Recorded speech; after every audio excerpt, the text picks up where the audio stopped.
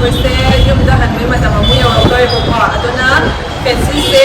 ꯑꯃꯨꯛꯔꯛ ꯁꯨꯝ ꯊꯤꯅ ꯆꯠꯄꯗ ꯑꯃꯨꯛꯔꯛ ꯆꯠꯈ꯭ꯔꯦ ꯑꯗꯨꯒ ꯄꯣꯠ ꯆꯩꯗꯤ ꯐꯖꯅ ꯂꯧꯔꯛꯇꯦꯕꯀꯣ ꯑꯩꯈꯣꯏ ꯅꯨꯡꯁꯥ ꯈꯨꯁꯥꯗꯨꯒ ꯊꯤꯔ ꯆꯠꯄ ꯌꯥꯝ ꯋꯥꯕꯅꯤꯅ ꯑꯗꯨꯒ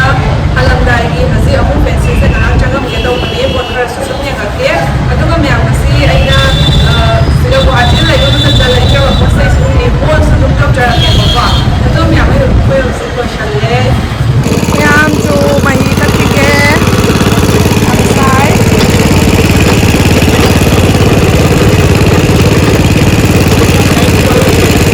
ꯃꯌꯥꯝ ꯑꯩꯈꯣꯏ ꯌꯧꯔꯦ ꯃꯤ ꯇꯤꯟꯕꯅꯤꯅ ꯚꯤꯗꯤꯑꯣꯁꯨ ꯂꯧꯕ ꯀꯌꯥ ꯅꯨꯡꯉꯥꯏꯇꯦ ꯍꯥꯏꯐꯦꯠ ꯚꯤꯗꯤꯑꯣ ꯂꯧꯔꯒ ꯑꯃꯨꯛ ꯄꯣꯠ ꯈꯟꯕ ꯑꯃꯨꯛ ꯅꯨꯡꯉꯥꯏꯇꯦꯕ ꯋꯥꯏꯠ ꯁꯥꯔꯠ ꯉꯥꯛꯇꯅꯤ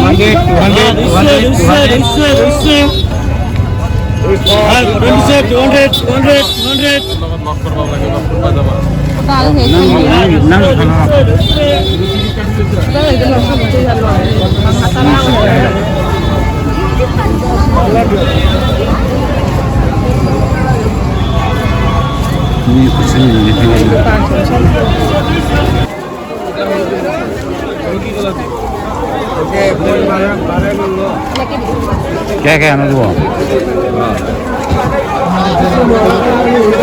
박씨 아니고 박씨 약간 말하면 알아 보이겠네. 하나 막 말해.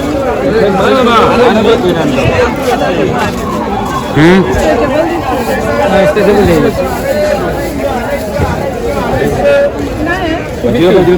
이스탕이 모바일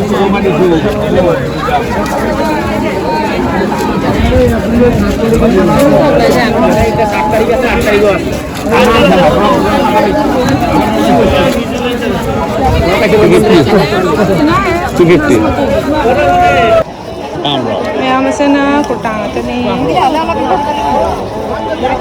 Smi kutin sa lore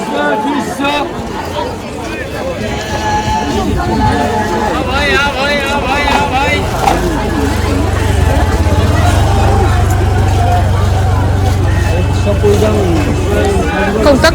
kurti ôi chứ ngoài đâu có xịt ta sang một này sẽ được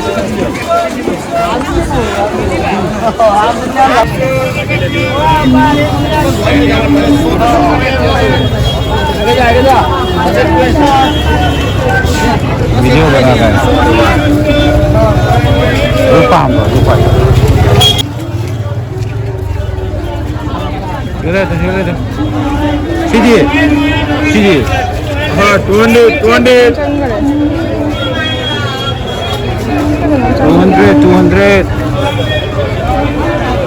리서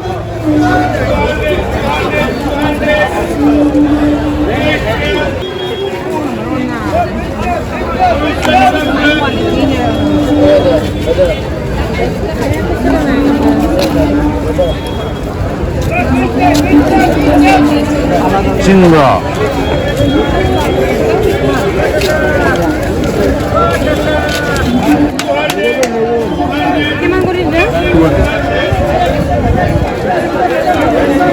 야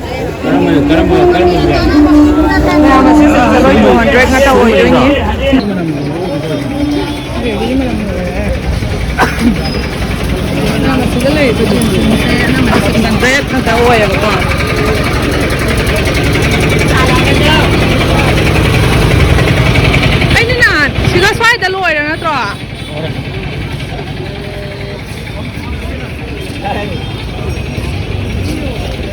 Siga sukang ka ngota lai re. Kan ta busi di. Ina ka set da pajab ne cham bas. swai da loire ka lau dir Ni am to thar khan di ge. Mudu ka dilal pe gam pa. Yam lai ga da ba loire. Yam koi lai ba ya de. Yam ba ni yam wai ba. Ko ki ja ri ge tau ba ni.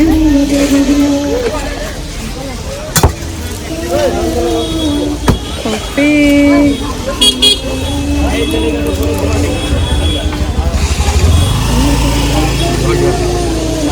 नाम क्या बताइए नाम वाले क्या नाम किसका है मैं आपको हले अदो shopping ꯇꯧꯔꯛꯄꯁꯤꯡꯗꯣ ꯃꯌꯥꯝ ꯑꯃꯃꯝ ꯇꯧꯖꯔꯛꯀꯦ ꯄ꯭ꯔꯥꯏꯁ ꯁꯨꯝ ꯍꯥꯏꯖꯔꯛꯀꯦꯕꯀꯣ ꯍꯣꯏ ꯌꯥꯝꯕꯨꯗꯤ ꯂꯩꯔꯛꯄꯗꯣ ꯅꯠꯇꯦ ꯌꯥꯝ ꯋꯥꯔꯦ ꯈꯪꯗꯦ ꯑꯗꯣ ꯃꯌꯥꯝ ꯑꯍꯥꯟꯕꯗꯀꯣ ꯑꯁꯤ ꯐꯨꯔꯤꯠꯁꯦ ꯑꯩꯅ ꯕꯤꯁꯥꯜꯗꯒꯤ ꯂꯧꯔꯛꯄꯅꯤ ꯑꯁꯤ ꯐꯨꯔꯤꯠꯁꯦ ꯁꯔꯠ ꯇꯥꯏꯞ ꯂꯥꯛꯑꯒ ꯑꯩꯈꯣꯏꯒꯤ ꯌꯥꯝꯅ ꯂꯦꯝꯕ ꯍꯥꯏꯕꯗꯣ ꯑꯣꯏ ꯑꯗꯣ ꯈꯨꯗꯥꯡ ꯁꯥꯡꯕꯁꯤꯒ ꯌꯥꯝꯁꯨ ꯄꯥꯝꯃꯦꯕꯀꯣ ꯑꯗꯩ ꯀꯣꯂꯔꯒ ꯌꯥꯎꯔꯒ ꯑꯗꯣ ꯃꯌꯥꯝ ꯑꯁꯤꯒꯤ ꯄ꯭ꯔꯥꯏꯁꯁꯦ only 199 ꯌꯥꯝ ꯁꯨꯃꯥꯏꯅ ꯑꯣꯏꯗꯣꯏꯅꯤ ꯗꯤꯖꯥꯏꯟꯁꯦ ꯐꯖꯕꯅꯤ ꯌꯥꯝ ꯂꯦꯝꯕꯅꯦ ꯁꯦꯠꯄꯗ ꯌꯥꯝ ꯀꯝꯐꯣꯔꯇꯦꯕꯜ ꯑꯣꯏꯕ ꯁꯔꯠꯇꯣ ꯑꯣꯏꯔꯦ ꯅꯍꯥꯟꯉꯩꯗꯤ ꯈꯣꯡꯒ꯭ꯔꯥꯎ ꯑꯃ ꯁꯦꯠꯇꯕꯅꯤꯅ ꯐꯨꯔꯤꯠꯁꯦ ꯑꯝꯇ ꯂꯩꯇꯕ ꯈꯣꯡꯒ꯭ꯔꯥꯎ ꯁꯦꯠꯅꯕꯒꯤꯀꯣ ꯐꯅꯦꯛꯀꯤ ꯉꯥꯛꯇ ꯁꯨم ꯀ꯭ꯔꯣꯞ ꯇꯣꯞ ꯇꯥꯏꯞꯇ ꯊꯤꯕꯗꯀꯣ ꯃꯌꯥꯝ ꯑꯩ ꯎꯠꯄ ꯍꯧꯖꯔꯛꯑꯒꯦ ꯅꯦꯛꯁ ꯑꯃꯨꯛ ꯃꯌꯥꯝ ꯑꯗꯨꯒ ꯑꯁꯤꯒꯤ ꯕꯦꯒꯁꯦ ꯆꯤꯇꯥ ꯄ꯭ꯔꯤꯟ ꯕꯦꯒꯁꯦ ꯑꯩꯅ ꯅꯍꯥꯟꯗꯩ ꯂꯩꯔꯒ ꯁꯨꯝ ꯁ꯭ꯋꯥꯏꯗ ꯁꯨꯝ ꯄꯨꯅꯔꯦ ꯌꯥꯝ ꯀꯝꯐꯣꯔꯇꯦꯕꯜ ꯑꯣꯏꯕꯗꯣ ꯑꯣꯏꯌꯦꯕꯀꯣ ꯃꯌꯥꯝ ꯑꯁꯤꯒꯤ ꯄ꯭ꯔꯥꯏꯁꯁꯤꯅ ꯀꯌꯥ ꯑꯣꯏꯅꯤ ꯍꯥꯏꯕꯗ 250ꯅꯤ 250ꯔꯥ 250ꯅꯤ ꯃꯌꯥꯝ ꯑꯁꯤꯁꯦ ꯌꯥꯕꯨꯗꯤ ꯌꯥꯏ ꯍꯧꯖꯤꯛꯀꯤ ꯄꯣꯠ ꯇꯥꯡꯈꯠꯄꯩ ꯃꯇꯨꯡ ꯏꯟꯅꯗꯤꯀꯣ ꯌꯥꯝ ꯁꯨꯃꯥꯏꯅ ꯑꯣꯏꯔꯦ ꯍꯥꯄꯛꯇꯣꯏꯅꯦ ꯑꯁꯤ ꯆꯦꯟꯁꯦ ꯂꯧꯊꯣꯛꯅꯤꯡꯉꯁꯨ ꯂꯧꯊꯣꯛꯄ ꯌꯥꯏ ꯑꯗꯨ ꯃꯌꯥꯝ ꯃꯁꯥ ꯌꯥꯝ ꯅꯥꯟꯕꯅꯦ ꯑꯁꯤꯁꯦ ꯃꯔꯤꯁꯤꯁꯨ ꯁꯥꯡꯍꯟꯕ ꯇꯦꯜꯍꯟꯕ ꯌꯥꯔꯦ ꯑꯩꯗꯤ ꯁꯨꯃꯥꯏꯅ ꯑꯣꯏꯅ ꯇꯧꯔꯦ ꯁꯨꯃꯥꯏꯅ ꯑꯣꯏꯅ ꯄꯨꯔꯦꯕ ꯑꯩꯗꯤ ꯁꯨꯃꯥꯏꯅ ꯁꯤꯅ ꯈꯨꯠꯇ ꯄꯥꯏꯅꯗ꯭ꯔꯕꯅꯤꯅ ꯄꯣꯠꯇꯣ ꯅꯨꯡꯉꯥꯏꯔꯦꯗꯅ ꯁꯨꯃꯥꯏꯅ ꯌꯦꯞꯁꯟꯒ꯭ꯔꯗꯤꯀꯣ ꯃꯊꯪꯒꯤꯁꯤꯅ ꯃꯌꯥꯝ ꯑꯗꯨꯒ ꯑꯩꯅ ꯖꯨꯗꯤꯑꯣꯗꯒꯤꯀꯣ ꯑꯁꯤꯒꯤ ꯂꯤꯞꯁꯇꯤꯛꯁꯦ ꯂꯧꯔꯛꯄꯅꯤ ꯑꯩꯅ ꯌꯨꯝꯗꯁꯨ ꯑꯗꯨꯝ ꯇꯩꯕ ꯌꯥꯅꯕ ꯍꯥꯏꯅ only 99 rupeesꯇꯅꯤ ꯃꯌꯥꯝ ꯑꯁꯤꯁꯦ ꯀꯔꯤ ꯃꯦꯠꯅꯦꯕꯀꯣ velvet wineꯅꯦꯁꯦ ꯀꯂꯔꯁꯦ ꯑꯣꯏꯗꯣꯏꯅꯦ ꯑꯗꯨꯒ ꯃꯌꯥꯝ ꯖꯨꯗꯤꯑꯣꯗꯒꯤ ꯀꯂꯦꯛꯁꯟ ꯌꯥꯝ ꯐꯩ ꯅꯨꯄꯥꯒꯤ ꯐꯖ ꯐꯖꯕ ꯌꯥꯝ ꯌꯣꯜꯂꯤ ꯇꯤ ꯁꯥꯔꯠ ꯑꯃ ꯄ꯭ꯔꯥꯏꯁꯇꯨꯁꯨ ꯀꯣꯐꯤꯒꯤ ꯈꯨꯐꯗꯨꯒ ꯍꯥꯏꯔꯨꯔꯗꯤ ꯄ꯭ꯔꯥꯏꯁꯇꯨꯅ ꯌꯥꯝꯅ ꯍꯣꯡꯉꯦ ꯍꯥꯏꯇꯥꯔꯦ ꯌꯥꯝ ꯐꯩꯌꯦꯕꯀꯣ ꯐꯤ ꯌꯥꯝ ꯐꯩ ꯀ꯭ꯋꯥꯂꯤꯇꯤ ꯌꯥꯝ ꯐꯩ ꯑꯗꯨꯒ ꯃꯌꯥꯝ ꯁꯤꯅ ꯑꯩ ꯅꯨꯄꯥꯒꯤ ꯖꯤꯟꯁ ꯑꯣꯏꯗꯣꯏꯅꯤ ꯑꯁꯤꯒꯤ ꯄ꯭ꯔꯥꯏꯁꯁꯤꯅ 999 ꯑꯣꯏꯗꯣꯏꯅꯤ ꯐꯁꯨ ꯐꯖꯕꯅꯤ ꯕ꯭ꯂꯦꯛꯀ ꯒ꯭ꯔꯦꯒ ꯍꯥꯏꯐꯦꯠ ꯆꯪꯕ ꯑꯗꯨꯃꯥꯏꯅ ꯑꯣꯏꯌꯦꯕꯀꯣ ꯀꯂꯔꯁꯦ ꯑꯩ ꯅꯨꯄꯥꯅ ꯌꯥꯝ ꯄꯥꯝꯅ ꯂꯩꯖꯕꯅꯦ ꯑꯁꯤꯁꯦ ꯃꯥꯅꯅꯦ ꯌꯥꯝ ꯉꯥꯎꯅ ꯂꯩꯖꯕꯅꯦ ꯍꯥꯏꯇꯥꯔꯦ ꯐꯁꯨ ꯐꯖꯕ ꯄꯣꯠ ꯐꯕꯁꯤꯒꯀꯣ ꯃꯥꯅ ꯂꯩꯅꯤꯡꯕꯅꯤꯅ ꯄꯣꯠ ꯐꯠꯇ꯭ꯔꯗꯤ ꯀꯅꯥ ꯂꯩꯅꯤꯡꯒꯦꯀꯣ ꯄꯣꯠ ꯐꯕꯅꯤꯅ ꯄꯣꯠꯇꯣ ꯄꯥꯝꯕ ꯍꯦꯟꯕꯗꯣꯀꯣ ꯑꯗꯣ ꯄ꯭ꯔꯥꯏꯁꯁꯨ ꯌꯥꯝ ꯇꯥꯡꯕ ꯑꯣꯏꯗꯦ ꯑꯗꯨꯒ ꯃꯌꯥꯝ ꯑꯁꯤꯒꯤ ꯇꯤ ꯁꯥꯔꯠ ꯑꯣꯚꯔ ꯁꯥꯏꯖ ꯑꯁꯤꯁꯤꯁꯨ ꯑꯩ ꯅꯨꯄꯥꯒꯤ ꯑꯣꯏꯗꯣꯏꯅꯤ ꯕ꯭ꯂꯦꯛ ꯀꯂꯔꯅꯤ ꯁꯤꯒꯤ ꯐꯤꯁꯤꯁꯨ ꯌꯥꯝ ꯐꯕꯅꯤ ꯑꯗꯨꯒ ꯃꯌꯥꯝ ꯑꯁꯤꯒꯤ ꯄ꯭ꯔꯥꯏꯁꯁꯤꯅ ꯀꯥꯏꯅꯣ ꯁꯦ 399 ꯑꯣꯏꯗꯣꯏꯅꯦꯕꯀꯣ ꯃꯌꯥꯝ ꯐꯤꯁꯦ ꯁꯥꯊꯤꯅ ꯐꯩ ꯑꯗꯨꯒ ꯌꯥꯝ ꯍꯣꯡꯉꯦ 399 ꯍꯥꯏꯁꯦꯀꯣ ꯐꯤꯁꯤꯒ ꯌꯥꯝꯅ ꯆꯥꯟꯅꯗꯦ ꯍꯥꯏꯇꯥꯔꯦ ꯌꯥꯝ ꯐꯖꯩ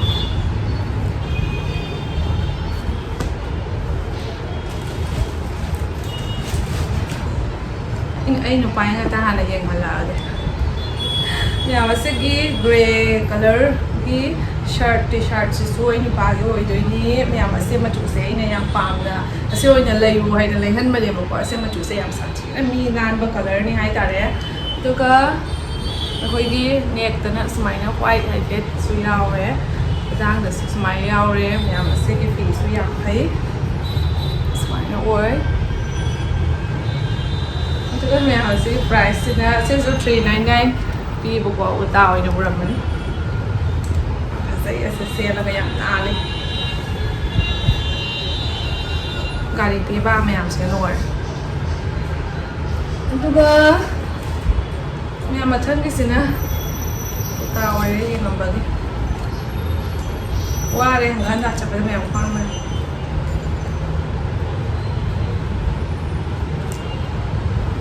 ꯑꯗꯨꯒ ꯃꯌꯥꯝ ꯑꯁꯤꯒꯤ ꯄꯤꯡ ꯀ꯭ꯔꯣꯞ ꯇꯣꯞꯁꯤꯅ ꯑꯩꯒꯤꯅꯦꯕꯀꯣ ꯑꯩꯅ ꯂꯥꯏ ꯇꯤꯟ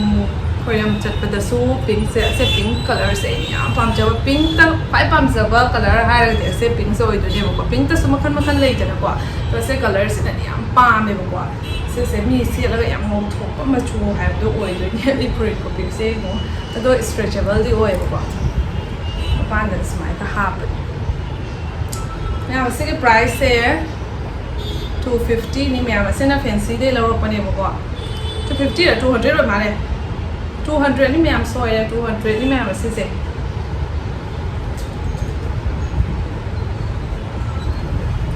Kalian set pa nung ba top ni sise. Ma'am, duga sige bag sina ko cross bag sina ko mama gi di ko mama ko cross bag se bazaar ma machat pada side te ya laga sum phone so hab cha ba ya re paisa so ha pa ya re doi di ma si ma thau ta ba ko aduna ma thau ta do na le bi bu to pha re ai na doi ya ma ta cha na su lai ram ne ba ko ma Vishal su chang hoi ba ko ko to Vishal gi si se lo pa ni to pot su ya phe to color si su le ma ma chu re doi ahan su re sa su ai ya re brown black hai sina loi pa na ma kasu chanai re puna mo su phajai na ko ase color se amana green amala rame ase gi dark brown sam le black ya ram de ko na ase gi brown color se na phazarani mama na su ma pu de mina na si so no re do na ase su lo tholo se thum ya ni ko am draga di duga me am chen se ani sigam le re duga sigam le reนี่ยาวเว้ยดูก็ใส่แต่มาก็ยาวมาจามมาก่อนใส่แต่มาจามสมัยยาวเว้ยเอาคุ้มวันนี้สุดๆแต่ละกระสังกันก็ร้อยยาเลยแต่วันนี้ไม่เอาสุดๆแล้วดูว่าสิ price นะ299เนี่ยบอกว่าจับซาเลยสิ price สุดไม่เอาสมัยนี้ลำกว่าแบบนี้นะไอ้น้องแต่สุดๆปุ่นยิ่งๆนะกว่าดูก็ไม่เอากี่เลยแบบนี้สุ่มบัตรเจ็ดตัวสุ่มเยี่ยงก็สุ่มเลยบัตรแบบนี้นะจ๊ะไม่ฮะแล้วตัวก็อามากิเลยจก็มันนุ่งไงเดี๋ยวแบบคุยซ่านะสุ่มนุ่งไงเดี๋ยวบอกว่าตัวก็ไม่ฮะเสียVishalลกี้เสียบอทเทิลเสียสุ่มเราเฉลี่ยเสีย buy one get one free โอ้ยตัวนี้ตัว99 rupees ตัวเดียวบอกว่าสิ่งถักว่าตัวก็หาวตัวประมาณจะเสียบลูโอ้ยไปสินะพูดช่วยของคุณภาพยังไปดูดีไซน์เสียให้เป็นมาหน่อยแต่วันนี้บลูออยล์ก็ว่าสินะสมัยนี้ออยล์เลยสมัยนี้ออยล์เลย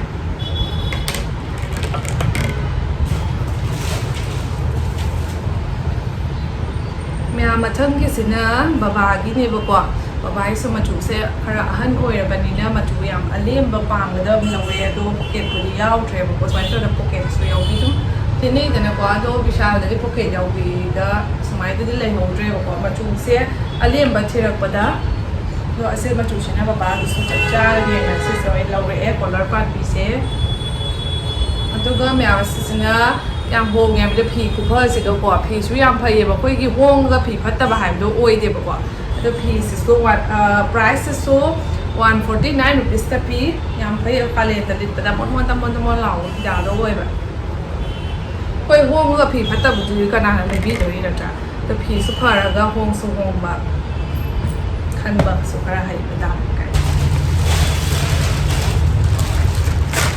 ซึ่งVishal dari yung magpapira daw ba na maduga ichanupi hangi na oversized t-shirt or laure e may Vishal da yang hong na pishu ya ba khoi t-shirt oversized yen ba phida do ka shu yang phana lak te ba do price na dum tang ba do Vishal da di ase pi se do pi pha ba do oi ba khoi gi ma phon thok pi do oi de do ga spy oi do teng lao ko pi di yang tha ba do oi jer ga su khoi gi ma phon tho ga cái nó tao rồi tôi đi nát tê bạc quả nít bây giờ bây giờ cái đó bữa cái nó nè tôi có sẽ light gray color so in lâu bì đấy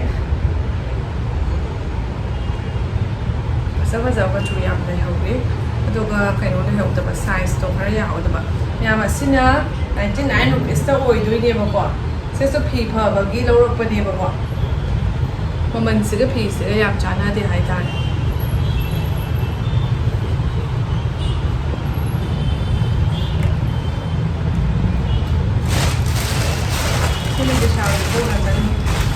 mà tôi gọi sige thì chân là bay clip sẽ số lâu rẻ 25 rupees đi sẽ có hàng sẽ cái gì nó 12 này hàng sẽ 6 hàng tôi có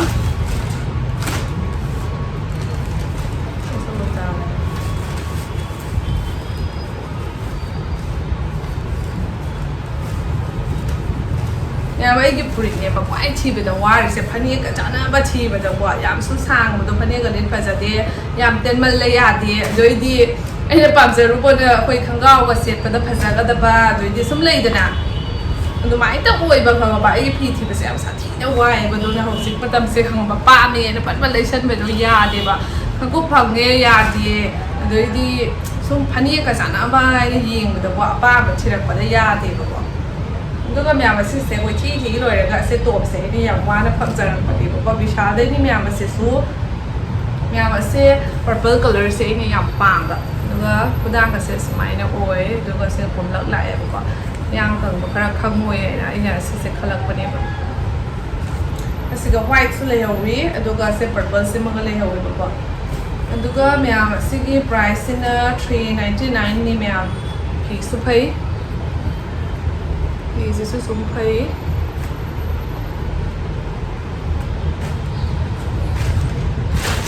ꯁꯤꯒꯤꯗꯤ ꯂꯣꯏꯔꯦ ꯑꯗꯨꯒ ꯃꯌꯥꯝ ꯑꯁꯤ ꯐꯦꯟꯁꯤꯗ ꯑꯩꯅ ꯂꯧꯔꯛꯄꯁꯦ ꯑꯁꯤꯒꯤ ꯇꯣꯞꯁꯤꯅꯤ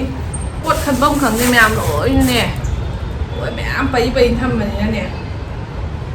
ꯃꯌꯥꯝ ꯑꯁꯤꯒꯤ ꯇꯣꯞꯁꯦ ꯐꯅꯦꯛꯀ ꯂꯤꯠꯄ ꯐꯖꯅꯤ ꯍꯥꯏꯅ ꯂꯧꯔꯛꯏꯅꯤ ꯀꯂꯔꯁꯤꯁꯨ ꯌꯥꯝ ꯐꯖꯩ ꯄꯥꯝꯕꯣꯝꯁꯨ ꯀꯣꯝꯃꯦ ꯁꯨꯃꯥꯏꯅ ꯀꯨꯆꯤ ꯂꯥꯎꯋꯦ ꯑꯗꯨꯒ ꯁꯨꯃꯥꯏꯅ ꯃꯅꯤꯡꯗ ꯁ꯭ꯇ꯭ꯔꯦꯆꯦꯕꯜ ꯍꯥꯞꯄꯦꯕꯀꯣ ꯁꯦꯠꯆꯜꯂꯒꯕꯨ ꯌꯦꯡꯉꯦ ꯃꯌꯥꯝ ꯑꯁꯤꯒꯤ ꯄ꯭ꯔꯥꯏꯁꯁꯤꯅ $250ꯅꯤ ꯌꯥꯏ ꯐꯤ ꯁꯨꯝ ꯐꯩ ꯐꯤ ꯐꯩ ꯑꯗꯨꯒ ꯃꯌꯥꯝ ꯄꯣꯠ ꯑꯃ ꯋꯥꯠꯂꯤ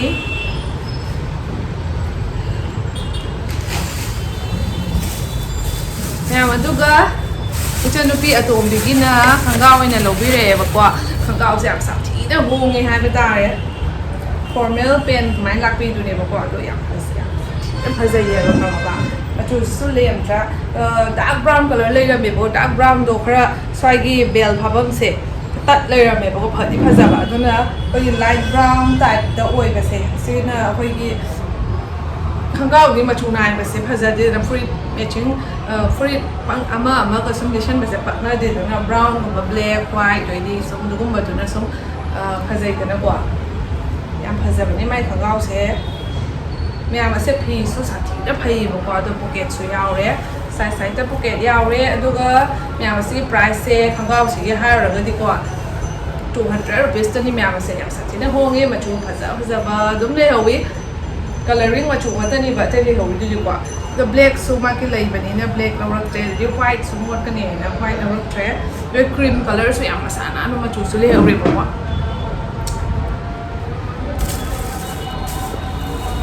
ꯑꯗꯨꯒ ꯃꯌꯥꯝ ꯄꯣꯠ ꯂꯣꯏꯁꯜꯂꯛꯑ ꯃꯥꯜꯂꯦꯅꯦ ꯑꯣꯏꯔ ꯃꯥꯜꯂꯦ ꯑꯁꯤꯅ ꯃꯌꯥꯝ ꯑꯁꯤꯅ ꯁꯤꯁꯨ ꯑꯩ ꯅꯨꯄꯥꯒꯤꯅꯤ ꯁꯤꯅ ꯁꯨꯝ ꯃꯥꯅ ꯁꯨꯝ ꯁ꯭ꯋꯥꯏ ꯆꯠꯄꯗ ꯂꯤꯠꯅꯕ ꯍꯥꯏꯅꯀꯣ ꯁꯨꯃꯥꯏꯅ ꯕ꯭ꯂꯨ ꯀꯂꯔꯅꯤ ꯃꯌꯥꯝ ꯑꯁꯤꯒꯤ ꯄ꯭ꯔꯥꯏꯁꯁꯤꯅ $250ꯅꯦꯕꯀꯣ ꯌꯥꯁꯤꯁꯨ ꯐꯠꯇꯕꯕꯨꯗꯤ ꯑꯣꯏꯗꯦ ꯁꯨꯝ ꯁ꯭ꯋꯥꯏꯗ ꯂꯤꯠꯄ ꯌꯥꯏꯕꯀꯣ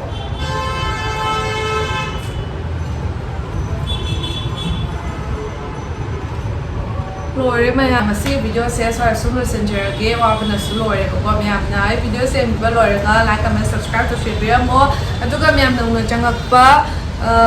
ꯁꯕꯁꯀ꯭ꯔꯥꯏꯕ ꯇꯧꯗꯕꯁꯤꯡ ꯂꯩꯔꯒꯁꯨ ꯇꯧꯁꯤꯟꯕꯤꯔꯝꯃꯣꯕꯀꯣ ꯑꯗꯨꯒ ꯃꯌꯥꯝ ꯃꯊꯪꯒꯤ ꯚꯤꯗꯤꯑꯣꯗ ꯊꯦꯡꯅꯔꯁꯤ